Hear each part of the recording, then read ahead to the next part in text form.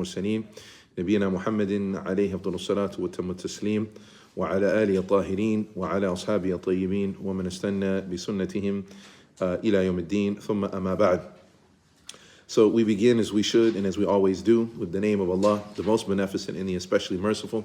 And we ask Him and Him alone to send His peace and blessings upon our dear and beloved teacher, leader, and guide, and the best of examples, Prophet Muhammad Sallallahu Alaihi Wasallam, upon his pure family, his good companions, and all of those who would attempt to follow in their footsteps until the day that we meet our Creator.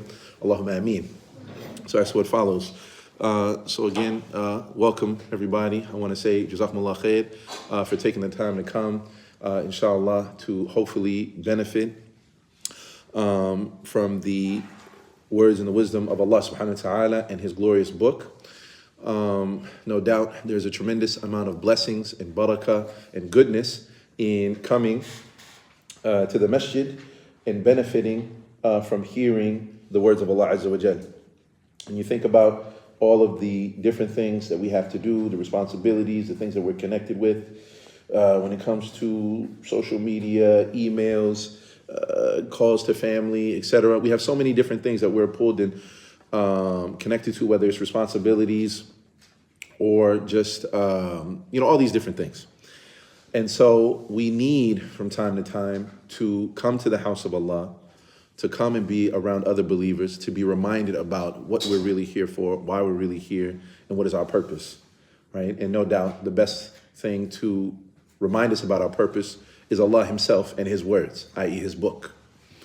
And as we've mentioned here before, there are a number of different benefits that the Prophet ﷺ teaches us that come from being engaged and involved in this type of activity. All right, because you could have read the Quran at your house. You could have gotten together with, brothers and sisters at someone else's house and read it, or some, third space. But what's the benefit of coming to the masjid, right, the house, from one of the houses of Allah subhanahu wa ta'ala, to read His glorious book? Well, and to study it and to understand it and to get closer to Allah Azza wa Jal. So the Prophet ﷺ, he tells us, that there isn't a group of people that come together, right, with the express purpose. And the reason that they come together, يَتْلُونَ كِتَابَ اللَّهِ وَيَتَدَارَسُونَهُ بَيْنَهُم. They come to recite and read the book of Allah, right? But not only that, يَتَدَارَسُونَهُ. That they come to study it, to understand it, to read back and forth, right? To review and to recite on one another, reflect on it, right? And to delve deeper beyond just the mere recitation. وَيَتَدَارَسُونَهُ بَيْنَهُم. Right? And the Prophet ﷺ, he said there are 4 benefits that come out of that type of activity. Not just reading on your own, or not just you and one other person, but that you come together as a community, and the place that you come together in is from one of the houses from the houses of Allah subhanahu wa ta'ala, right? And then when you do so, and you're involved in studying, learning, reading the book of Allah Azza wa Jal, he said 4 things happen, right? Number 1, nazalat alayhim as-sakina, that tranquility descends upon them, right? And this is something that every last one of us need. Tranquility in our life, peace, harmony. Again, there are so many different things. For those of you who are leading a household, parents, fathers, right, and mothers, how desperately you would need tranquility in your life. Making sure that your kids are raised right. Making sure that your responsibilities are taken care of. And you might have responsibilities that extend from your own household, where you're taking care of 2, 3 other households. But you want tranquility and harmony. If you're married, wanting tranquility and harmony between you and your spouse, wanting between you and your children, etc., right? If you're a student, even if you're not a parent, no doubt you want a peace of mind. You want a peace of mind when it comes to your studies. You want a peace of mind when it comes to your work. You want a peace of mind when it comes to your friends and your relationships. You want a peace of mind that is something that everybody wants. And when you're engaged in studying the book of Allah, in the house of Allah, nazalat alayhim as-sakina, then you get just that. وَغَشِيَتَهُمُ الرَّحْمَةِ. And then the Prophet ﷺ goes on to say that they're surrounded and engulfed by the mercy of Allah. And no doubt the mercy of Allah subhanahu wa ta'ala is the key to paradise. No one can go into paradise merely on the merit of your good deeds. there's not enough prayer that you can pray. There's not enough fasting that you can do. There's not enough charity that you can give that will say, khalas, we tally it up, mashallah, tabarakallah, and you have done just enough to go to paradise. There is no amount. Because you cannot possibly compensate or pay back Allah subhanahu wa ta'ala for every good, for every blessing, for every barakah that He's given you in your life. There's no way that you can pay that back. And so the Prophet ﷺ, he says elsewhere in another hadith that the only way to get into paradise is that through the mercy of Allah. And they said, not even you, O Messenger of Allah? They said, وَلَا أَنْتَ يَا رَسُولَ اللَّهِ? He said, وَلَا أَنَا إِلَّا أَنْ يَتَغَمَّدَنِي اللَّهُ بِرَحْمَتِي. Except that Allah engulfs me and enshrouds me in His mercy. And so here the Prophet ﷺ is teaching us that when you're engaged with studying and learning the Quran, beyond just the tilawah, beyond the green book, beyond tajweed, beyond the qira'at, but you're studying to learn, right? Hopefully to understand, and of course from understanding to practicing and application, right? Then you are getting tranquility, and then the next thing is the mercy of Allah subhanahu wa ta'ala, which is the key to paradise, right? وَحَفَتْهُمُ الْمَلَائِكَةِ, and then being surrounded by the angels. Again, this is a tremendous blessing, and this is also a part of our belief, right? That we will believe right now that there are angels all around us. Because again, the Prophet ﷺ, he teaches us that there are angels. Their job is they scour the earth. They scour the earth looking all over for gatherings of dhikr, the remembrance of Allah, the recitation of the Quran, right? Positive things being spoken. They're looking for that. And when they find it, they call each other to come and to gather around that space, right? And when they do, in some narrations, the Prophet ﷺ mentions that they start to stack up on one another.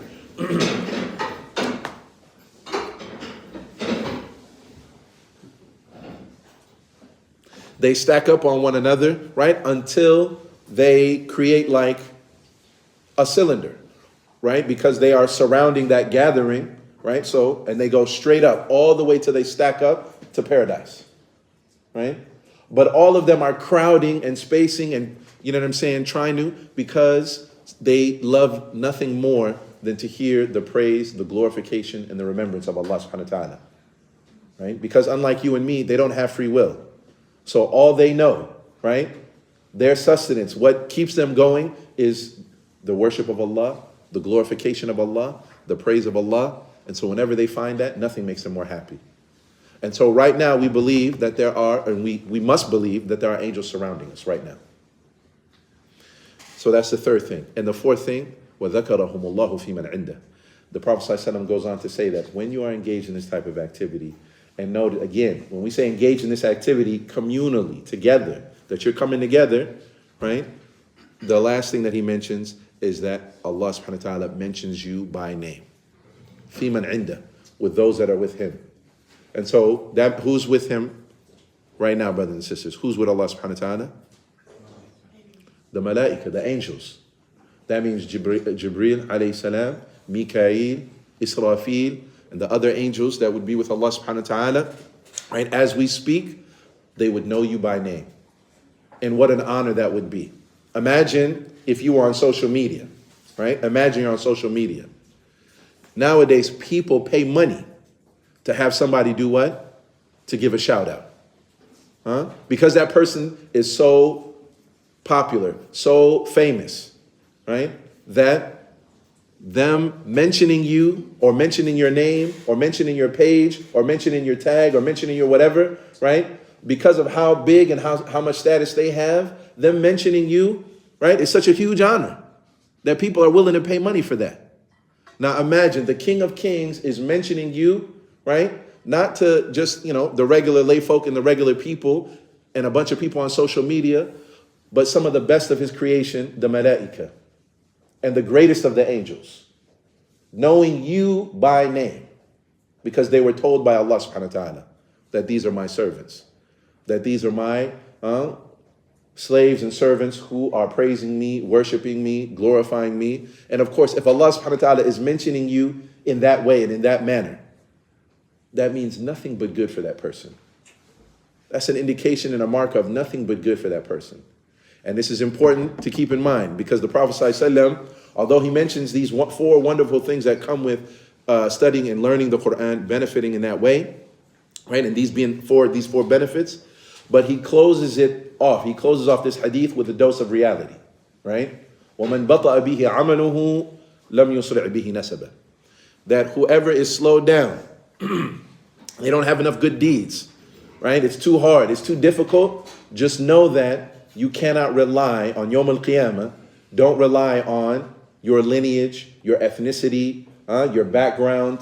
I'm from such and such a country. My grandfather was a sheikh, or my uncle was a mufti, or mashallah, my mom and dad, they memorized Quran. They're alhamdulillah, right? Or that your blood, that will not save you. Your blood, your ethnicity, what country you're from, that will not save you. You will not be pushed forward on Yawm al-Qiyamah because you're from such and such a country, or that you're from such and such a place, right? But it is, right? It is absolutely essential and necessary that you act, right? And of course, the Prophet ﷺ is alluding to one of the blessed and sacred acts, coming together, reciting the Quran, learning the Quran, and benefiting from the Quran. So we mentioned there are four blessings and benefits from being engaged in this type of activity, right? What are they? From coming together in the house of Allah, reciting the book of Allah, to understand it, to get closer to Allah. What are the four benefits? Somebody tell me, real quick. Tranquility. La nazalat alayhim as-sakina. What's number two? And being surrounded by the angels. Now, two more. And who told them? وَذَكَرَهُمُ اللَّهُ فِي مَنْ عِنْدَهُ. And Allah mentions you by name. There's one more. There's one more. So we got tranquility.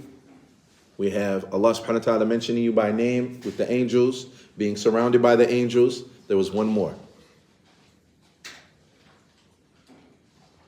Did you take it down in your notes? Yeah. Tell you, help us out there, Sheikh.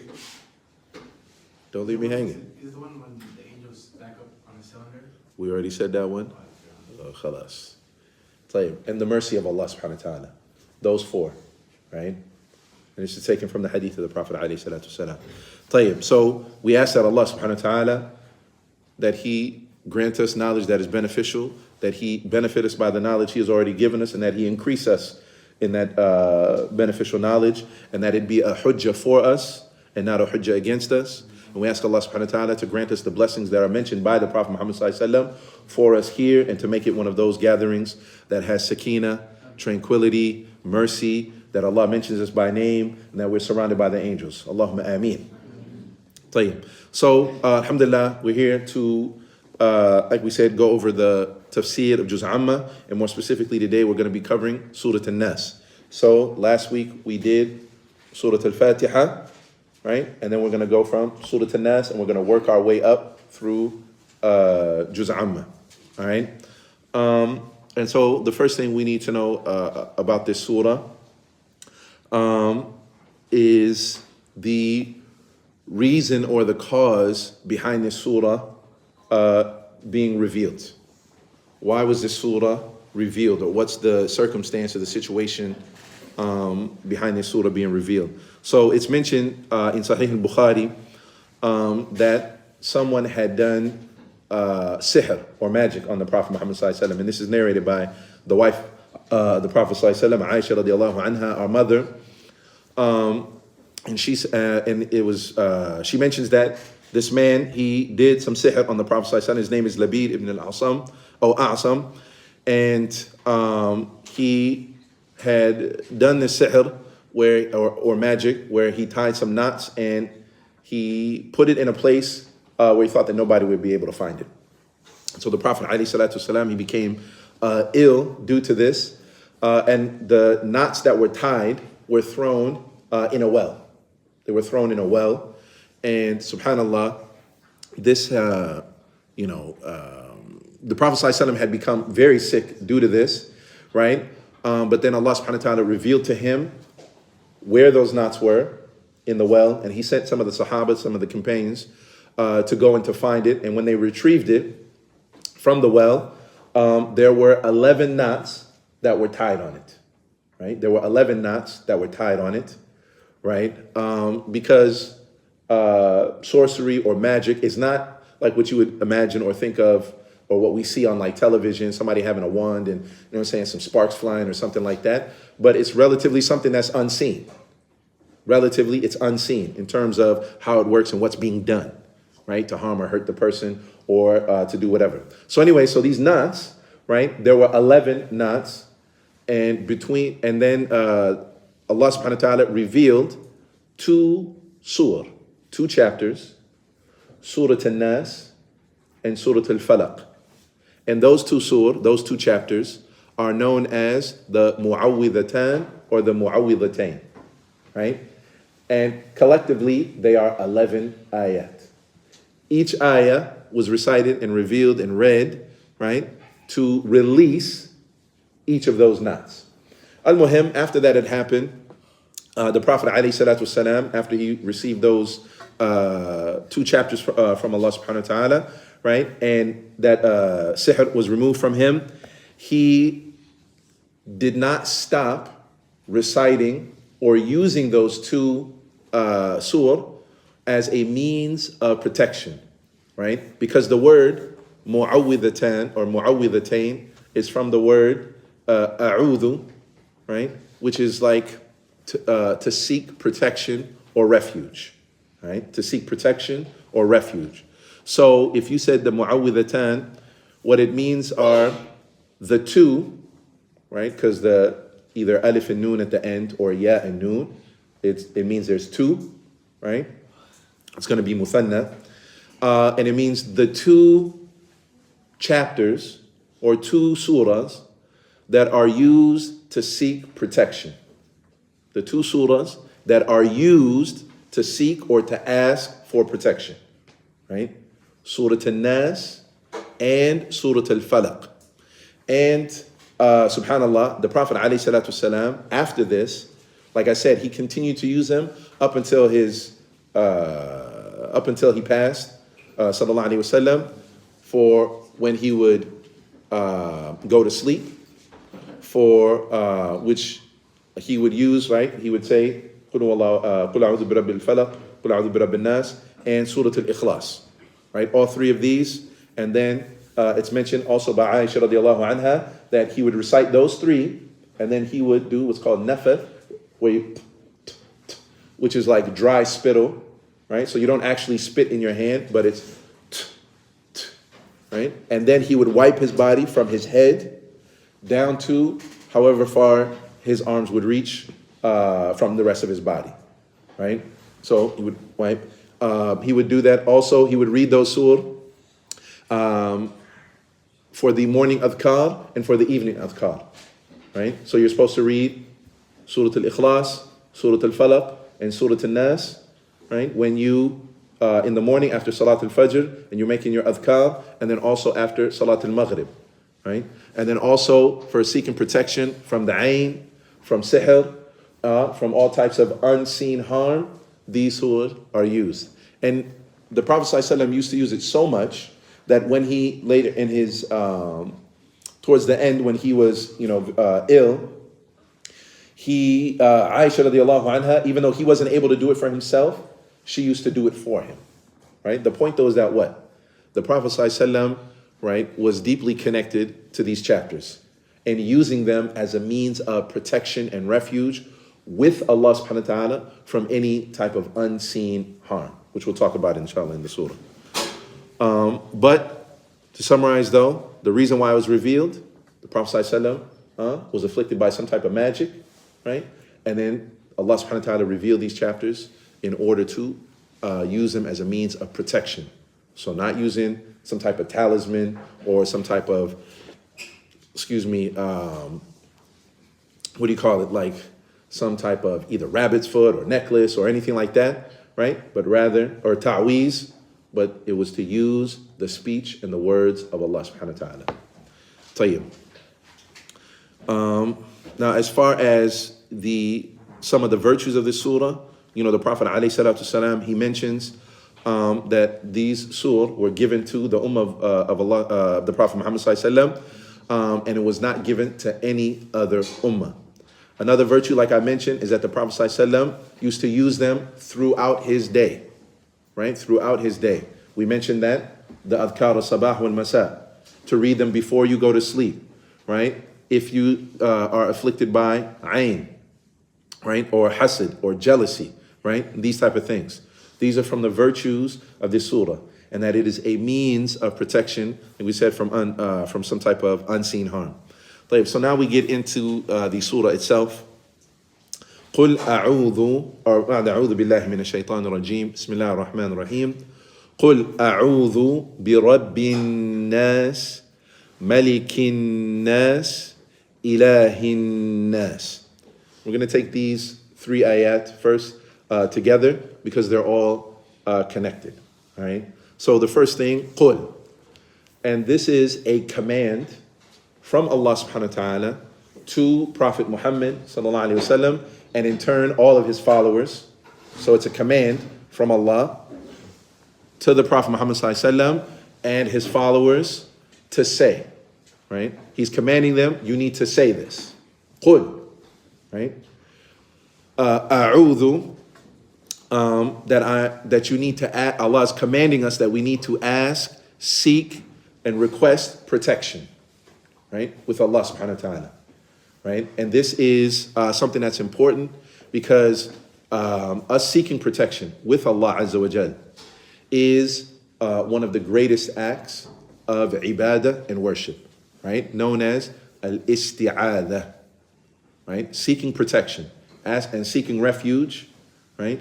Is a tremendous act of worship, right? Because what you're doing is you're asking Allah to protect you in a spiritual way, right? You're asking him to either protect you, whether it be some unseen, whether it be from the shayateen, al-insi wal-jinn, which we'll get to at the end, but it is an act of worship that is very important in the life of the believer, that you should be connected to, not only praying to Allah, not only fasting for Allah, not only giving charity for Allah, right, but seeking protection with him, right? And then, bi rabbin nas. And Allah tells us, okay, seek protection. And then he goes on to describe who you should ask for protection.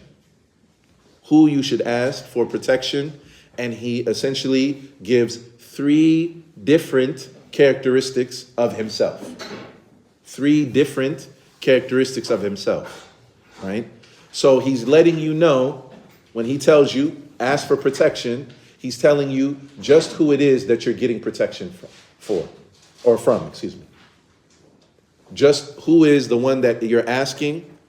What are they capable of? What are they able to do? What characteristics do they have? So Allah is describing himself. And the first characteristic that he invokes and that he reminds us of is bi rabbin nas, the Lord of mankind, the Lord of all human beings, right?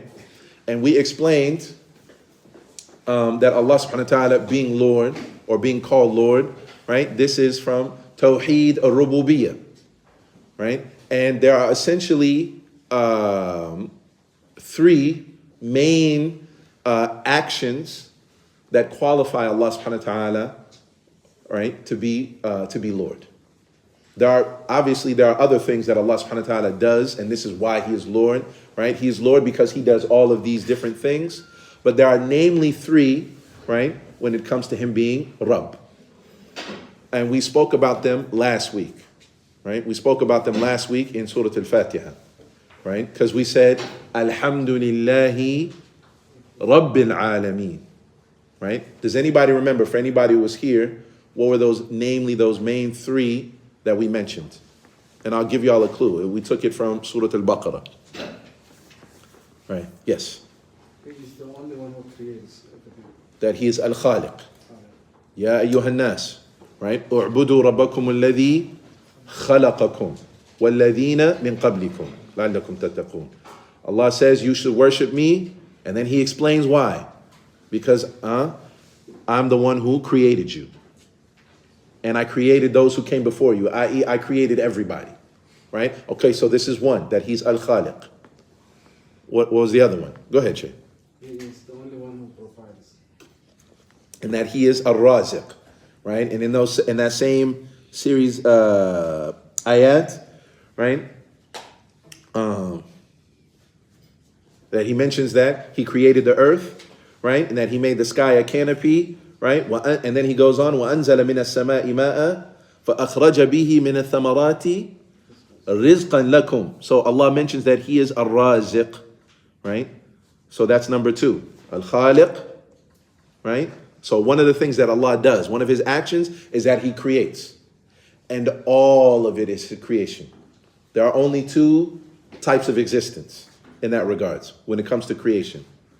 Either you are the creator or creation. And there is only one creator. There is no second, right? There is no third.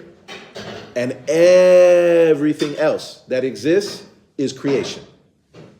And so Allah made all of it. Tayyib. And then on top of that, he provides for everything. He provides for the Muslims, he provides for the kuffar, he provides for the animals, he provides for the earth, he provides for the planets, he provides for everything that exists. He is Ar-Raziq. Tayyib. And what's the third? What's the third? Mu'een. Yes, of course, Allahu Musta'an, right? He's the one who aids, he's the one who helps, for sure. But if you look at those same ayat, right? Look what he says. الذي جعل لكم الأرض فراشا والسماء بناء وأنزل من السماء ماء فأخرج به من الثمرات رزقا لكم. All of those Allah is mentioning are like systems and things that are in place, right? Allah is Al-Mudabbir. He is Al-Mudabbir. That he's in control of everything. The planets in their orbit, the sun giving, right, its light to allow for photosynthesis for the plants, for the rain cycles, the seasons, all of these different systems, right? Us eating food, us having to, right, remove that. We take energy when we have food, hydration, all of these different systems, everything that's in place, Allah is in control of all of those things. So he is Al-Mudabbir. Yani that he created us and he's taking care of us and maintaining everything. Not only is he providing for us, but he's maintaining and keeping everything going. Al-Khaliq, Al-Raziq, Al-Mudabbir. These things together, and of course there are other things that Allah subhanahu wa ta'ala does, but mainly these 3, right? Scholars mention that these are what Allah subhanahu wa ta'ala is Ar-Rabb, right? That he is the one who, and we said the word Rabb means nurture, to develop, to take care of, right? To grow, right? And to develop. This is what Allah subhanahu wa ta'ala does, right? Rabbin Nas, for all of mankind, for all of humanity. Allah subhanahu wa ta'ala does this. But he's telling you, the one who does all of this, ask for protection with him. Then he goes on, Malikin Nas, right? So the next attribute that he's mentioning, right? And think about it. If he made everything, and he provides for everything, and he's the one who's making sure that it's all taken care of and everything's running as it's supposed to, right? He is the sovereign ruler and owner of everything. It all belongs to him because he made it anyways. Does that make sense, y'all? That makes sense? That he owns everything. He made it, so it belongs to him. Right? And so he's saying, the one who owns everything, ask him for protection. Right? And Allah subhanahu wa ta'ala, no doubt, he is when we say sovereign ruler or the sovereign king, he is the king of kings. Because you have in this life people who claim to be kings or who have monarchies and systems, those type of political systems in place. But Allah, on Yawm al-Qiyamah, Allah subhanahu wa ta'ala will say, Liman al-mulk al-yawm. Right? Who is the kingdom for today? Right? And he'll say, the one, Al-Qahhar, the compeller, right? Because on that day, on Yawm al-Qiyamah, his sovereignty will be unambiguous. It will be completely clear, right? So at any rate, but he describes that he is the owner of everything. And so then lastly, he says what? Ilahin nas. And this is the third attribute, right? And ilah is something or someone who is worshipped, someone who is prayed to, right? Out of love and veneration. Out of love and veneration. And of course, no one deserves this except who, y'all? Allah. Only Allah. La ilaha illallah. There is no God or deity who deserves to be worshipped. There are other gods and deities, right? People pray to Jesus Christ, Buddha, to Krishna. People pray to saints. People pray to all kinds of things. And all manner of things, right? But la ilaha, but they don't deserve to be worshipped. Illallah, except Allah. And so, he is the Rabb of all of mankind. He is the owner and the sovereign king of mankind. And he is the God. He's the ilah of all of mankind. And also, if you look at this order, or these things, the first one being Tawheed al-Rububiyyah, right? The oneness of Allah subhanahu wa ta'ala's lordship. And of course, that he is a Rabb and that he is Malik al-Nas, that he is the King of Kings or the sovereign king, right? This is from his names and from his attributes. And it necessitates that you only worship him. Because if you believe that he is Lord, if you believe that he's the one who created, and he's the one who brought us into existence, and he's the one who provides for us, and he's the one who owns everything, then logically it only makes sense that you pray, worship, fast, sacrifice only him. Does that, y'all follow that? If you accept this, then you have to do this, i.e. worship Allah subhanahu wa ta'ala. And so you have Tawheed al-Rububiyyah, Tawheed al-Asma'i wa Sifat, or Tawheed al-Uluhiyyah, right? All three of them in this surah, right? Tayyib.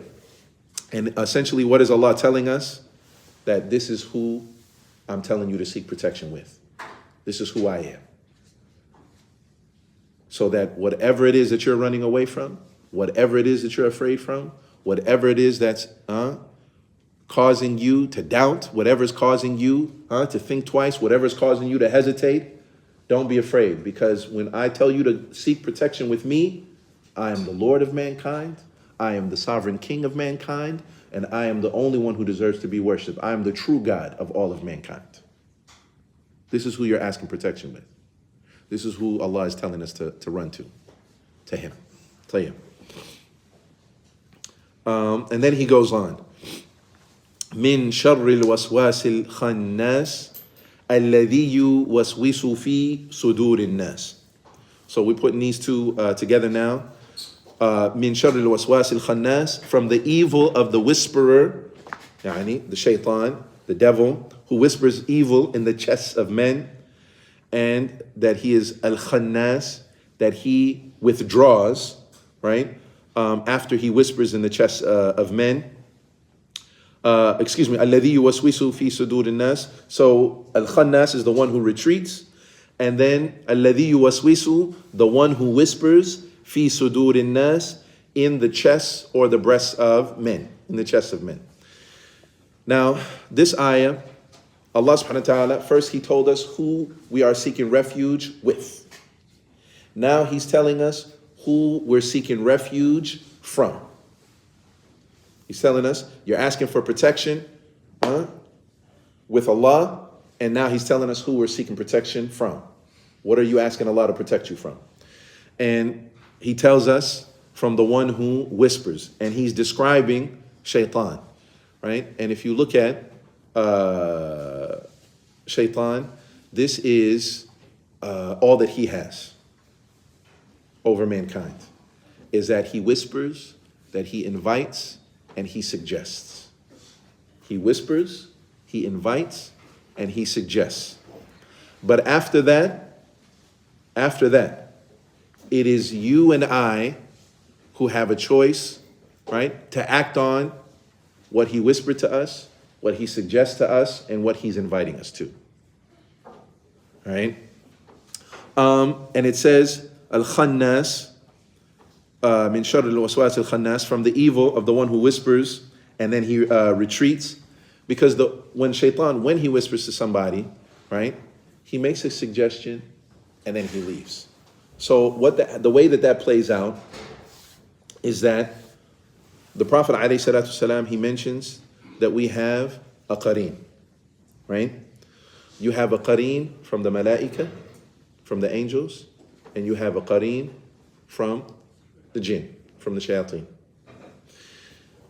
The angel is suggesting and encouraging and advising you to do good, to remember Allah, to worship Allah, to obey Him, to stay away from whatever's wrong, to stay away from vices, etc. And then that shaitan is advising you, right, to the opposite, to the exact opposite, to disobey Allah, causing you to forget, etc. Right? And so you are in the middle. You are in the middle. And what shaitan is doing is that he will suggest something to you, right? And then he'll retreat. And he's essentially trying to see, are you going to take the bait? If you take it and you mull over it and you think about it, and of course when you think about something, right, then it becomes what? Then it gradually, eventually becomes a desire. Yani that's something that you want. And once it becomes something that you want, right, there's another stage, is that once you want it, and if you want it bad enough, you start doing what? You start planning to get it. And once you start planning to get it, then of course, then the next logical step is you got to do what? Once you plan something, you got to execute it. You got to do whatever your plan is. And then of course, right? And this is how shaitan does. And it's our responsibility, right, to fend off, to push off, and to fight when he whispers things. And how do you know that this is shaitan? Oftentimes, he will suggest things to you, right, that you yourself didn't even think of. That's how you know it's shaitan, as opposed to your nafs or your desire or something that you personally that you want. If it's something that you persistently think about, then that's you, right? So it might be something your base desire or something that some carnal desire or something that you like or enjoy that you want, that's you. But something that comes out of the blue, out of nowhere, and he just plants the idea and then he just sits back and waiting for it, then know that that's shaitan. And that's where the retreating comes. Puts the idea and then he jets back and just kicks back and wait if you're going to do it. And right, and he does so in the chests of men, right? Because what's in your chest, right, both literally and figuratively, what's in your chest? Your heart. Both literally, right, your physical heart, and spiritually, right, your heart. This is where your beliefs are. This is where your desire is. This is where your soul is. And this is where shaitan is nonstop. This is what he's trying to get to, right? And the reason why this is where he's focusing on, the reason why he is mounting every possible attack towards this is because the Prophet ﷺ, he tells us in authentic hadith, إِنَّ فِي الْجَسَدِ مُضْغَةً إِذَا صَلُحَتْ صَلَحَ الْجَسَدُ كُلُّهُ وَإِذَا فَسَدَتْ فَسَدَ الْجَسَدُ كُلُّهُ أَلَا وَهِيَ الْقَلْبِ. He says, listen, there's a morsel of flesh, a little chunk of meat in the body. If it is if it is good and healthy and clean and wholesome, then the rest of the body will be good, clean, and wholesome. But if it's spoiled, if it's vile, if it's corrupt, if it's infected, then the rest of the body will follow suit. And he says, and it's the heart. And so the bulk of shaitan's efforts is towards the heart, right?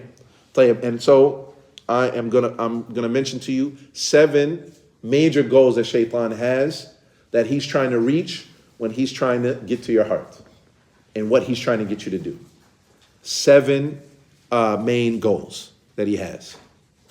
Now, the biggest one, right, and this is like the jackpot for him, is somebody commit shirk.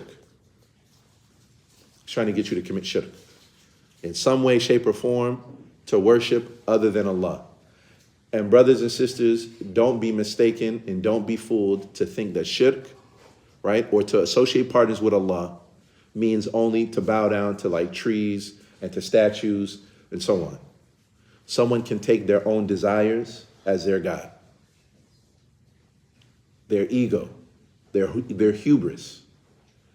Allah subhanahu wa ta'ala mentions in the Quran, أَرَأَيْتَ مَنِ اتَّخَذَ إِلَهَهُ هَوَى.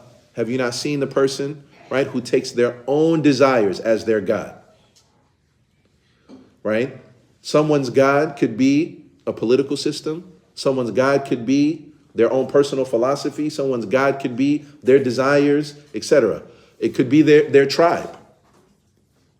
Because whatever the tribe says is good, for me, that's what's good. And whatever they say is evil, then that's what's evil. And whatever allegiances I have, ultimate allegiance, support no matter what, loyalty and love, etc. That's what we mean by is based on my tribe, as an example.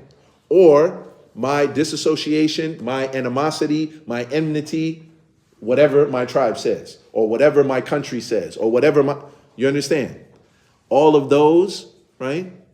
For as Muslims, it is Allah subhanahu wa ta'ala who determines for us who we have ultimate loyalty to, who we have animosity and enmity towards, right? Who we're supposed to have love and support for. It's Allah subhanahu wa ta'ala. To command us what to do, to tell us what not to do, etc. is for Allah. So if you put anything else or anyone else, then you are putting someone in the place where Allah subhanahu wa ta'ala is supposed to be.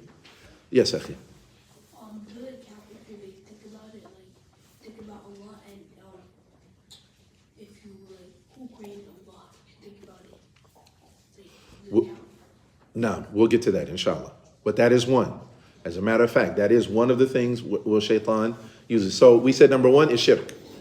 But I just wanted to clarify to not have this simplistic approach that it's about statues and paintings and saints and graves.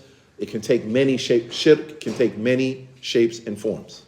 Number 2 is bid'ah, innovations, religious innovations. And of course, religious innovations are, and someone inventing and practicing religious innovations are indicative of a number of things. It's indicative of the fact that you think that there's some type of deficiency in Islam, and so I need to add to it, right? Because that's what a bid'ah is to invent something new in the religion. And then of course, and why shaitan, right up under shirk, why does he like this, for example, more than major sins or minor sins? Well, because when someone is attached to a bid'ah, right, they not only are they doing something wrong, but they think they're what? They think they're doing something good. Brother, the Prophet ﷺ, he prayed 2 rak'ah before Fajr, and he prayed 2 rak'ah for Fajr. But he's the Prophet, he's Nabiullah, and who am I?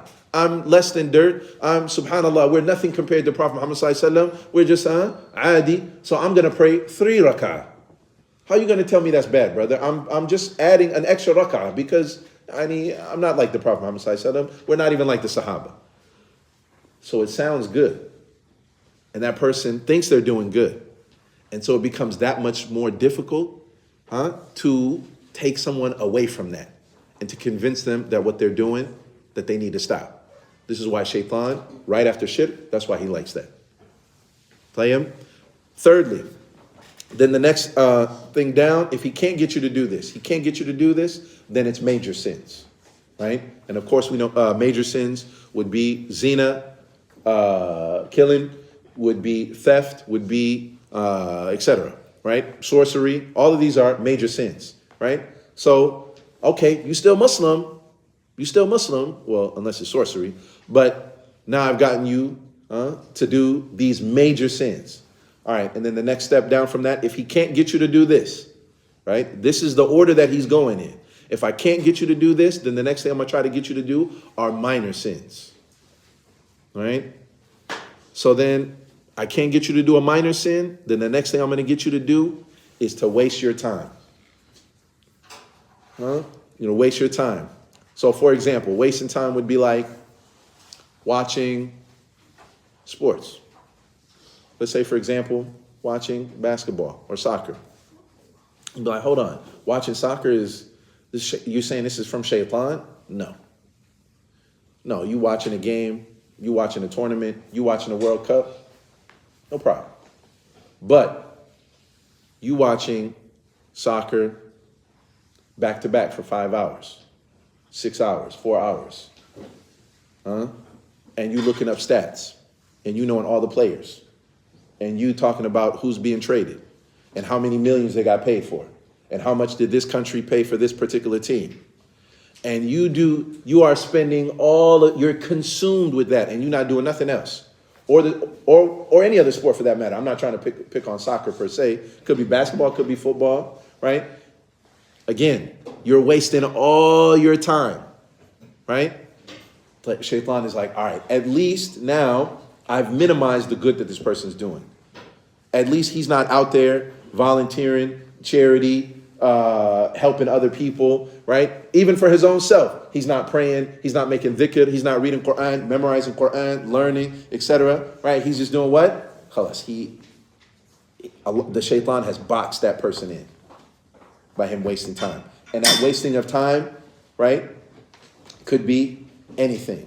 It could be something that's mubah, something that's allowed, but you are now moving. You went from, I'm just relaxing, I'm just hanging out, we're just, taking a little break, we're just enjoying ourselves, to now you're wasting time and being essentially taken away from doing good. And then we keep it moving. So then if he can't get you to do that, that person, subhanAllah, they're strong. Then he says, all right, this person is insisting on doing good, but now he's going to make you choose the lesser of what's good, right? So if you had two options to do something, two different things that are good to do, he's going to get you to do one that's lesser. So an example would be the Prophet ﷺ, he mentions in a very beautiful hadith, the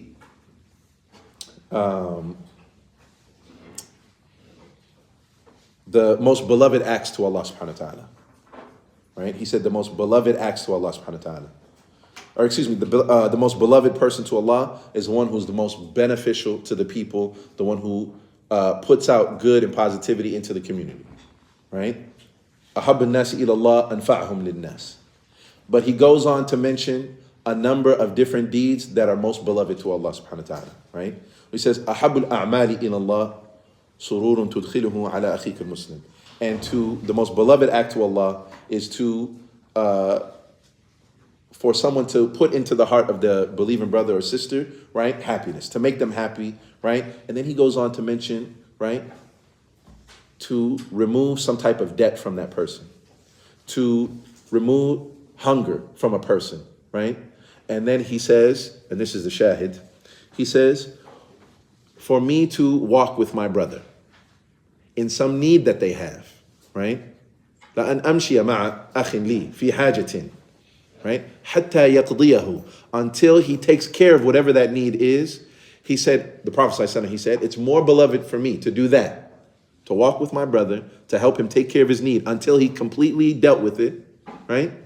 Is more beloved to me to do that than to stay in this masjid for an entire month and make i'tikaf. Are both of those good deeds? Making i'tikaf at the masjid, y'all? Is that a good deed? Yes. Is that a righteous deed? Is that an act of ibadah? Absolutely. And the Prophet said, look, he said for an entire month.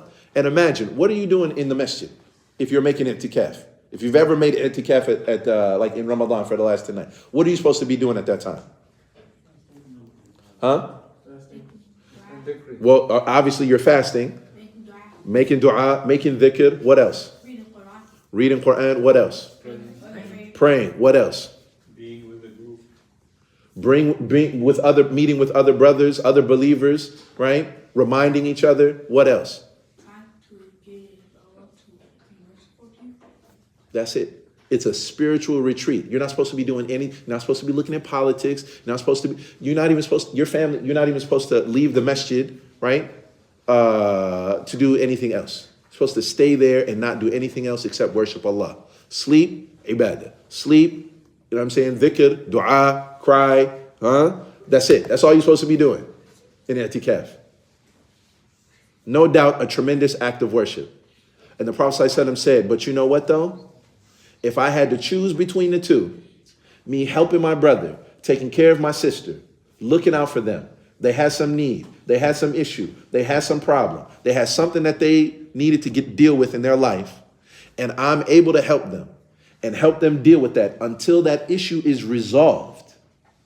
He said, it's more beloved for me to do that than to stay in the masjid for a whole month and doing nothing but praying, dhikr, asking for Allah's mercy. That one is more better. So if you look at them, what is shaitan going to do in this? He's going to make you choose whichever one. They're both good. They're both khair, but one for sure is better than the other. Y'all understand that? So shaitan, let me ask y'all a question though. Why is this one better? The one that I described, or that the Prophet ﷺ described, him helping, taking care of his brother or sister's need, versus praying and staying at the masjid in a spiritual retreat for an entire month. Why is one better than the other? Why do y'all think? When you're benefiting the community, when you're benefiting yourself. Yes. One of them, right? You are helping, serving, uplifting, right? Your community in some way, some other believer. The goodness that you have is being spread and it's emanating. It's muta'addi. Whereas you making ibadah for yourself, fasting, praying, dhikr, recitation of the Quran, dua, all are good, all are necessary, all are things that believers should be doing, but it's only benefiting yourself.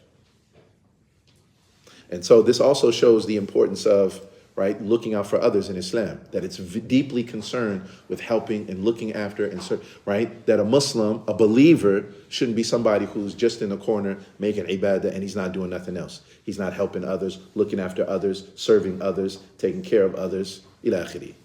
That's what our Islam teaches us, right? طيب. So, al-muhim, that's one of the ways shaitan, he's trying, if you look at it, he's all, in some way, shape, or form, all he cares about is minimizing the good that you do. And it doesn't matter how he does it.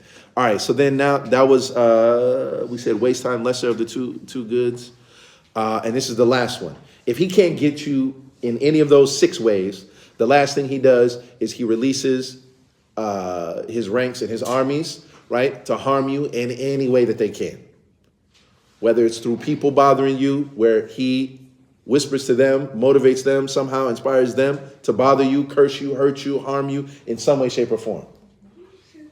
Right? So those are the 7. All right? Who can tell me what those 7 are real quick?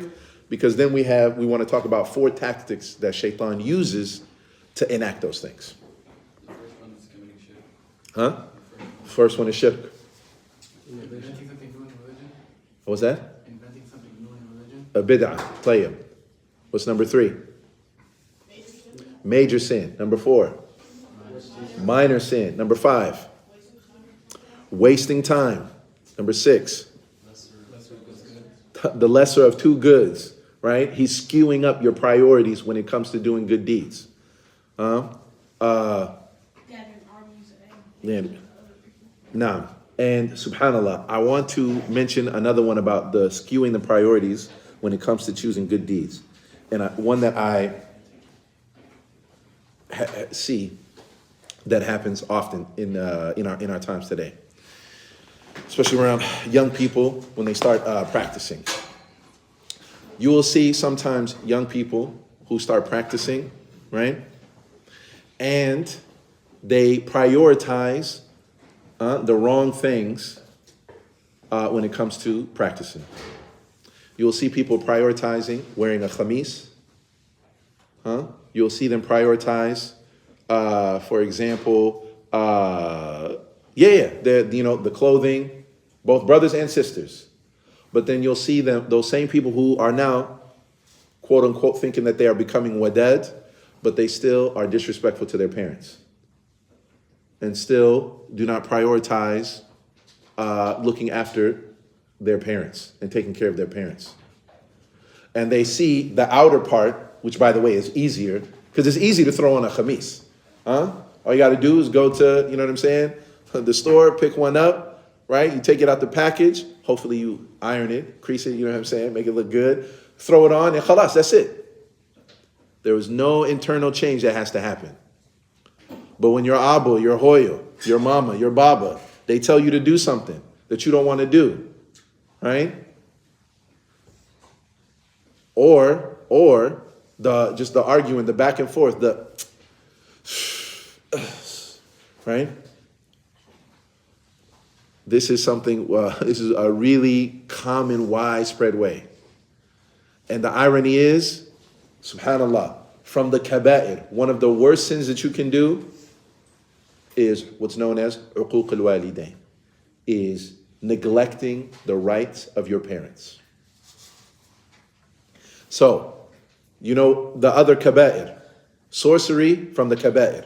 Of course, at the helm and the greatest kabira min al-kaba'ir is shirk, associating partners with Allah. Murder is a kaba'ir. And neglecting the rights of your parents is from the kaba'ir. Being disrespectful to parents. Not obeying your parents. Not listening to your parents. Not speaking to them kindly. Not serving them. Not looking after them. Not helping them. Right? This is something where shaitan has fooled a lot of young people. I'll give you an example. Lots of times a young person will come and say, Sheikh, should I cut my hair?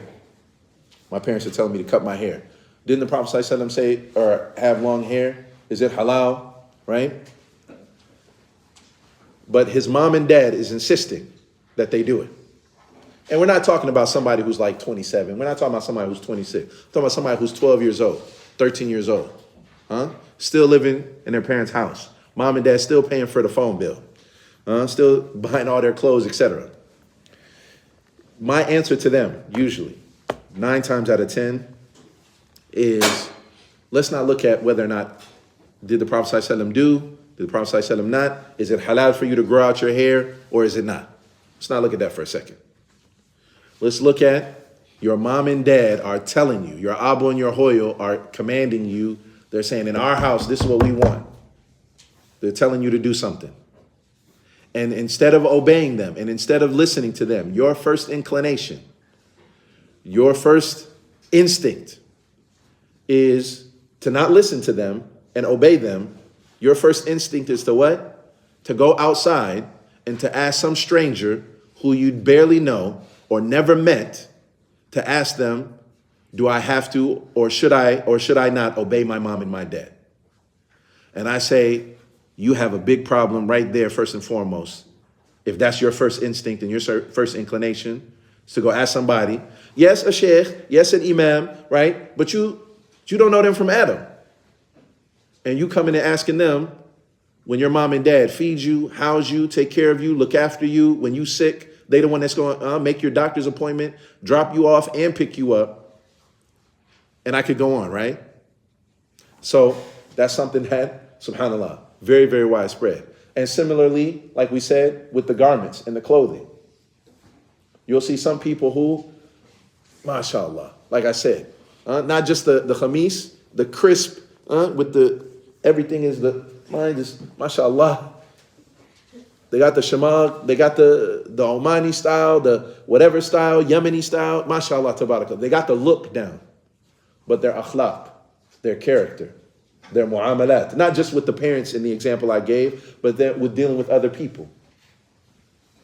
Again, shaitan has played them, right, and fooled them in their priorities of good deeds.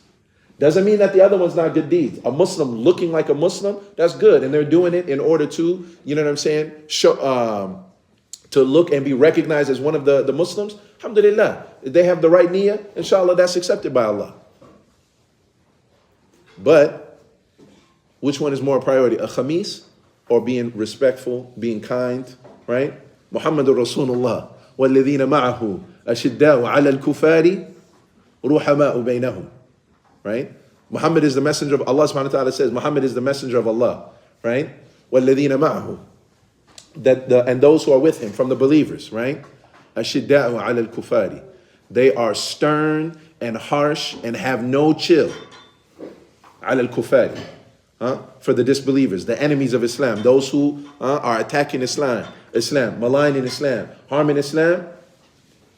أَشِدَّاءُ عَلَى الْكُفَارِ رُحَمَاءُ بَيْنَهُم. But between them, but the believers, when they deal with each other, gentle, easy, empathetic, kind, and merciful. Now, Jazakallah khair, Shaykh. Tayyib. So, but anyways, we wanted to mention now the tactics that Shaitan uses in order to accomplish those goals. He has 4 tactics that he uses. 4 main ones.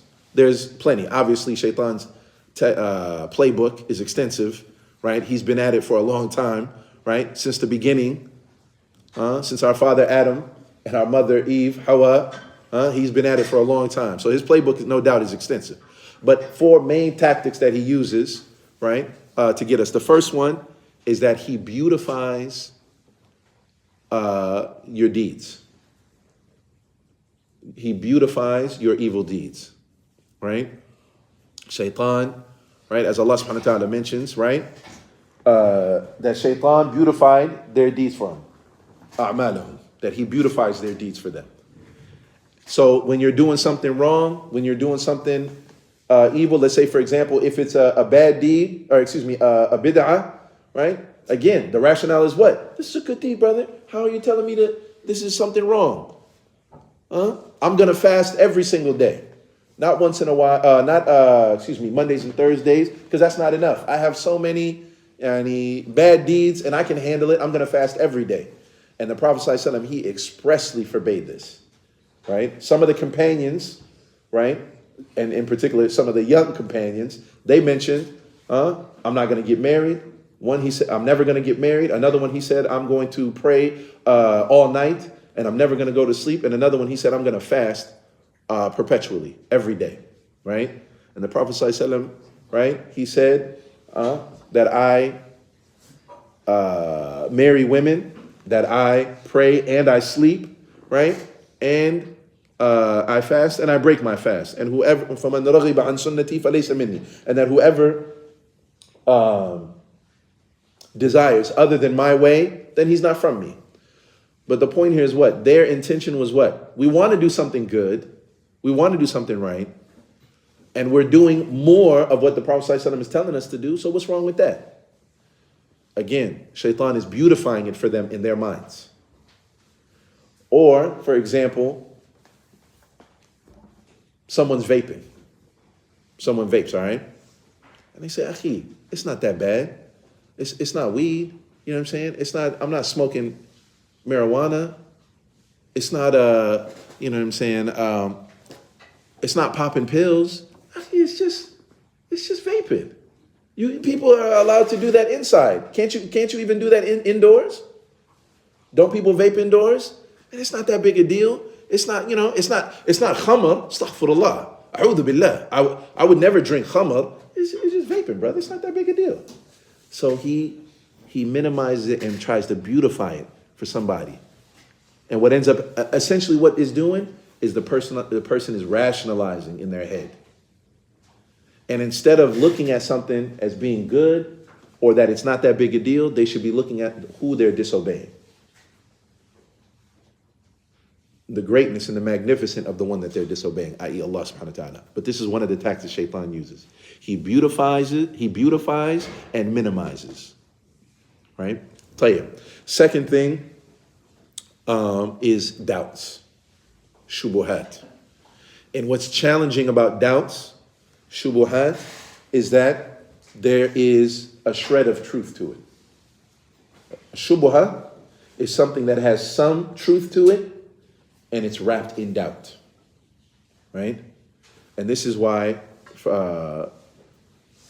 we should be very, very careful about shubuhat and doubts, because this is one of the major ways that Shaitan gets people off of the path. And we are especially vulnerable, brothers and sisters, right? When you think about especially young people, right? Especially young people. And if you think about them when they're in schools, when they're on social media, when they're out with friends, when they're in all these different spaces, right? When you're older, you're more like who you are is pretty much defined. You 35 years old, you 45 years old, barring maybe a midlife crisis with regards to your work and your career. But as far as a 15-year-old, a 12-year-old, they're still figuring out who they are. They're still growing and developing. Their brains are not even fully developed, right? And so they are exposed to so many doubts, especially in those places, right? When I mentioned like public school, like social media, in all these different places, you are exposed to they are constantly and nonstop exposed to all kinds of different doubts, right? And so this is one of the ways that shaitan fools people and gets people off the path, is throwing doubts into them. So this goes to, what was the question that you had asked earlier, when the idea comes to somebody's mind. What did you say, Sheikh? Like, who created Allah? When that idea comes to someone's mind? When the idea comes to someone's mind, and then they're thinking about Allah, sitting down, and they're thinking about Allah, and they're thinking about it, and then they think about who created him. Right. Again, this would be from shaitan. Because getting you to think and to reflect, well, this is made, and these things are created. All right. But then we go back, and then who created that? And then, well, who created that? Okay, then who created it? Well, then if it's Allah subhanahu wa ta'ala, He created all of this, then the next question is, well, then who created Allah? And the Prophet ﷺ, he expressly mentions this particular line of thinking, right? And he says, whenever that happens, if that idea or that thought comes to you, say, A'udhu billahi minash shaitanir rajim, because no doubt that's from the whom? That's from shaitan, right? Because Allah subhanahu wa ta'ala, we said there's two types of existence. You're either creator or creation. And Allah subhanahu wa ta'ala, huwa al-awwalu laysa qablahu shay, wal-akhiru wa laysa ba'dahu shay. Right? That Allah is the first. There is nothing before Allah subhanahu wa ta'ala. Allah has always existed. He has no beginning or creation. Right? Because to say that, even when you think about it logically, that would imply that Allah subhanahu wa ta'ala didn't exist at one time. And then if He didn't exist at one time, then you're saying that what? That somebody else made Him. And so then the next logical question would be, well, then who made that? And then it just keeps going. And that's why you say, A'udhu billahi, you seek refuge and protection with shaitan, with Allah subhanahu wa ta'ala, from the shaitan, in that line of thinking. Tayyib. And then the last two things is ghafla, to forget, just like Musa alayhi salam, when he was traveling with the young man, right? And they were looking for a specific place so that they could come to Khidr. And when he forgot he forgot the fish, and he said it was what? It was shaitan who caused me to forget. And ghafla, or forgetfulness, this is one of the means and the ways and the tactics of shaitan to get people to forget Allah subhanahu wa ta'ala, to forget our responsibility to Him.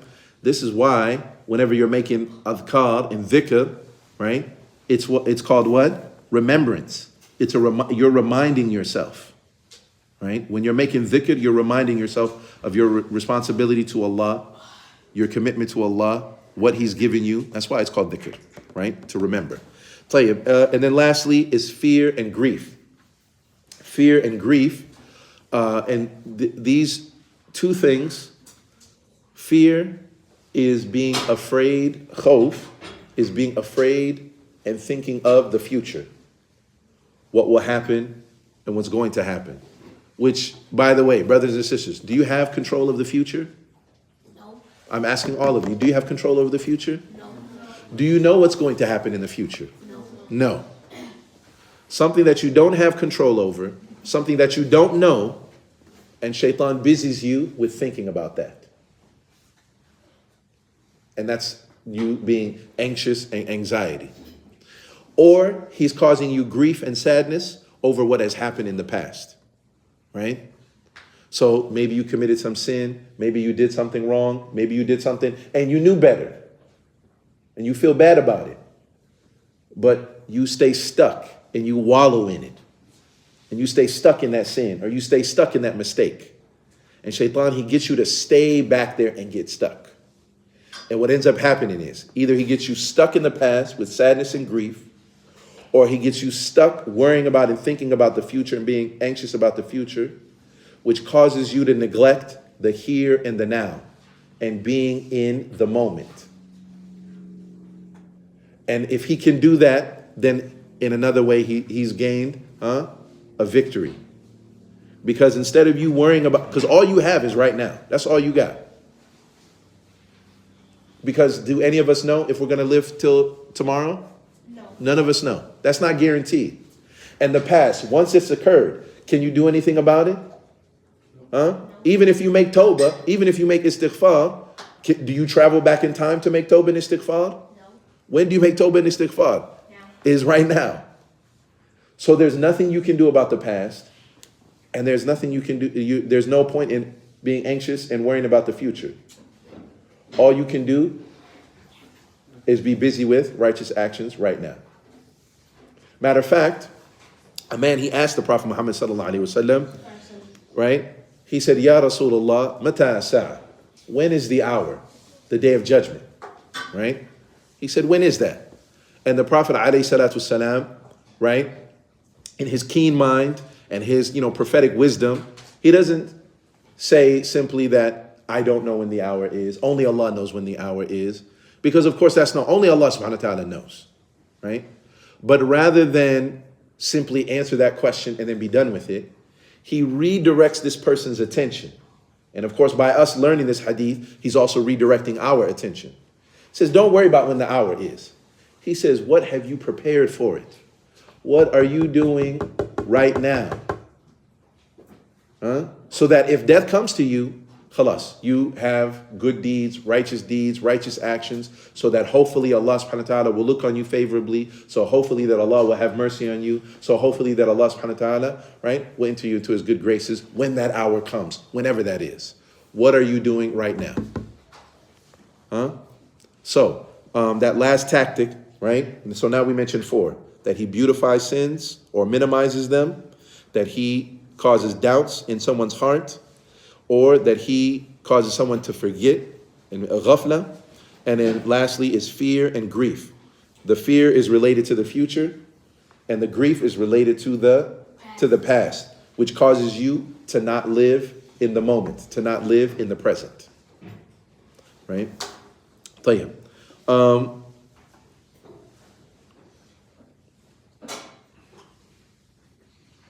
So the last thing I'll say about الَّذِي يُوَسْوِسُ فِي صُدُورِ النَّاسِ, the one who whispers in the chests of men. So that's what we said, where the whispering takes place, right? And we mentioned that hadith, and I think I didn't wrap that up, where the Prophet ﷺ said the heart, right? That if it's good, if it's wholesome, then the body will be good and wholesome. And if it's sick, if it's corrupted, then the whole body will be corrupted. What is meant by that, right? And why Shaitan is releasing, he has these goals and he's using these tactics and he's coming at the heart in all these different types of ways, is because the heart, right, is like, and the body is like a general to his soldiers. A general, what is it his job to do in relation to the army and to his soldiers? What is it, y'all? Everybody. To give commands and to give orders. He tells his soldiers, do this, go here, battalion over here, you do reconnaissance, you do over there, this one we have, this squadron over here, etc., right? Okay, defense, you guys are providing, you're going to go on the flank. And the soldiers, in relation to the commander, in relation to the general, what is their job? It's that simple. Follow orders, right? So the Prophet ﷺ is saying what? The heart is like the general. If he's giving good orders, and if he's telling his soldiers to do good things, and who are his soldiers, y'all? The heart. Who are his soldiers? The body. When we say the body, break it down for us. Your legs, your feet, What else? Your eyes, your hands, Your tongue. your tongue. What else, y'all? Ears. Your ears, The stomach. your stomach. Okay, so now, what does that mean? When the heart is good, he will tell the eyes, and he'll give orders to look at good things. He'll tell the ears, listen to good things. The mouth, speak good things and speak positive things. Dhikr, tilawatul Quran, etc. Positivity. The hands, the feet, to do good things, and the feet to carry you to good places. The stomach, to eat halal, etc. And conversely, if that leader, if that general is corrupt, if he is vile and wicked, if he's evil, what's he going to command his soldiers to do? Evil. It's that simple. So when somebody is doing wrong, saying wrong, looking at wrong, listening to wrong, that's indicative of what? That's pointing to what? We can infer what? That shaitan is. That there's something going on here, that there's a problem in here. And if they're doing good and they're actively, you know what I'm saying, trying to put positivity and goodness into the world based on what Allah and His Messenger have determined to be good, that is also indicative of this being good. Tayyib. And this is why Shaitan is spending his time in trying to hurt that. Tayyib. So now, the last thing we want to do, it says, min al-jinnati wan-nas, the one who whispers in the breasts of, from the jinn and from mankind. الذي يوسوس في صدور الناس, the one who whispers in the chests of men, from the jinn and from mankind. All right. So now Allah subhanahu wa ta'ala told us, seek refuge and protection with Him. And He describes who he is. Then He says who you're seeking protection from. Right? From the shaitan, who whispers. But then also not only from the shaitan, there are shayateen, there are people who are whispering, there are people who are inviting, there are people who are suggesting, right? From jinn, from those beings who created from a smokeless fire, from demons, right? Shaitan, and from human beings as well. There are human beings who are shayateen, right? And so this would simply be anybody who is inviting, encouraging, like I said, in trying to inspire you to do wrong, right? That it's not just from the jinn, it's not just from whispering, but also from human beings. So that could be somebody who's a so-called friend, right? But they're doing nothing but inviting you to do wrong, calling you to do wrong. So then that person can be described as being a what? Shaitan. Naam. And so, you know, Allah subhanahu wa ta'ala, He mentions elsewhere in the Quran, in Surah Al-An'am, He says, بعد أعوذ بالله من الشيطان الرجيم وكذلك جعلنا لكل نبي عدوا شياطين الإنس والجن يوحي بعضهم إلى بعض زخرف القول غرورا. He says that, and we have appointed or made for every prophet enemies of the shayateen from human beings, from the shayateen, from the jinn and from human beings. Right? There are shayateen from the human beings and from the jinn. Right? And they do what? They inspire, yuhi ba'duhum ila ba'd. They inspire, they whisper, they invite to one another, right? And they adorn and they beautify their delusions. So we said that, like we said, that's from the tactics of the shaitan, right? That he beautifies it, right? The sins and the ma'asiyah, right? And that's ayah number 112 from Surah Al-An'am.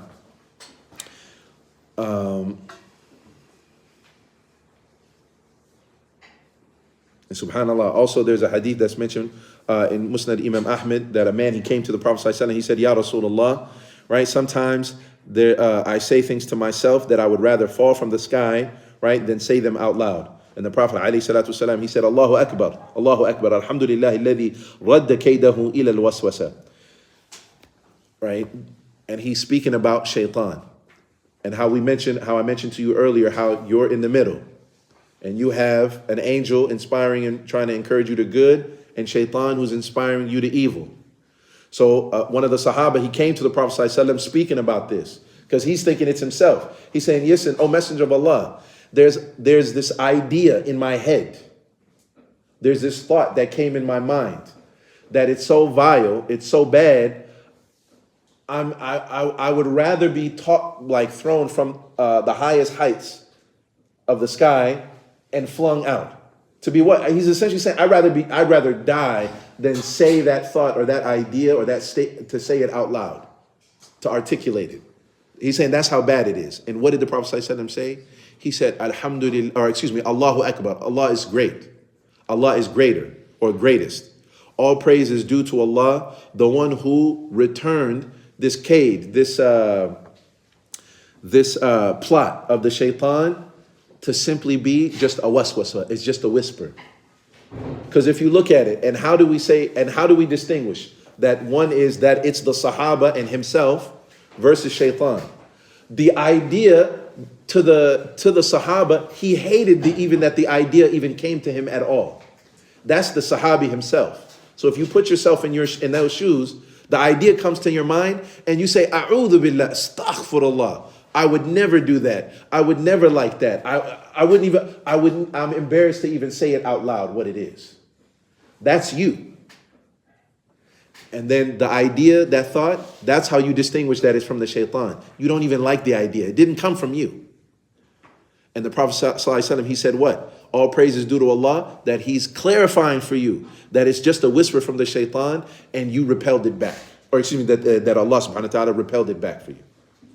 That he inspired you and gave you the will and the strength to say, A'udhu billahi min shaitan rajim. Naam? Tayyib. So, There's one more ayah also in the Quran that kind of emphasizes on that. No. Taghabun, ayah 14. يا أيها الذين آمنوا إن من أزواجكم وأولادكم عدوا لكم. No. And that kind of also comes to that. You be wary of. Yes, because if you look, again, the tactics of the shaitan, we said al-ghafla. How is your wife and your children, right?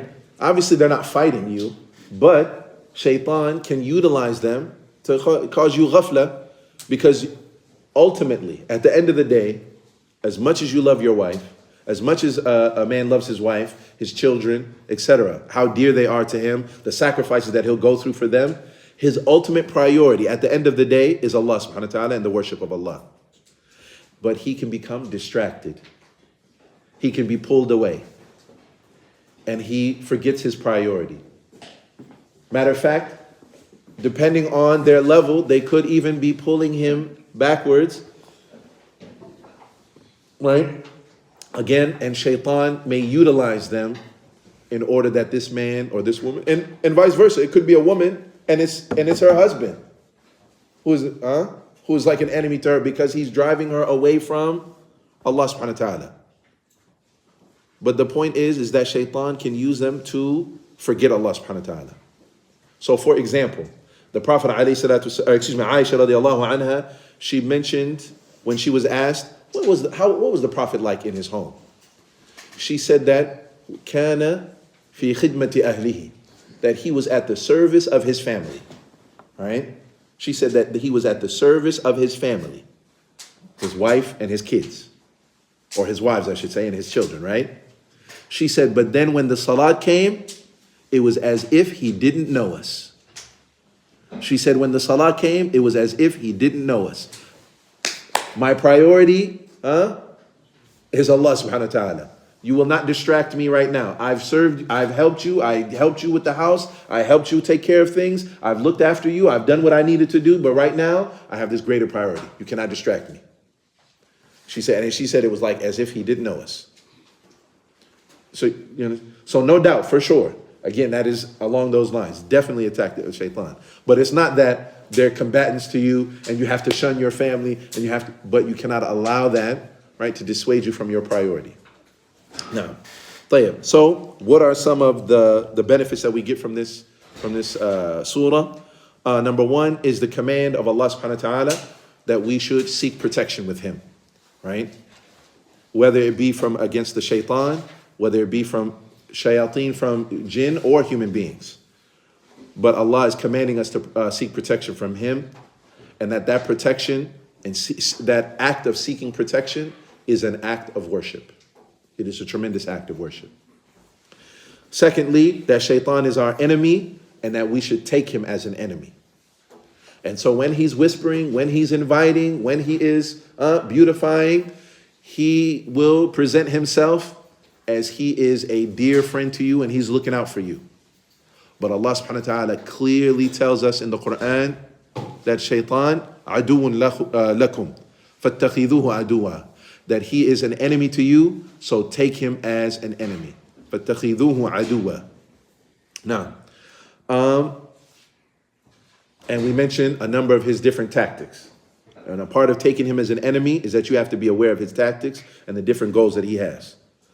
Number three, that tawheed, right, is a protection and a fortress for the Muslim. Tawheed is a protection and a fortress for the Muslim. Right?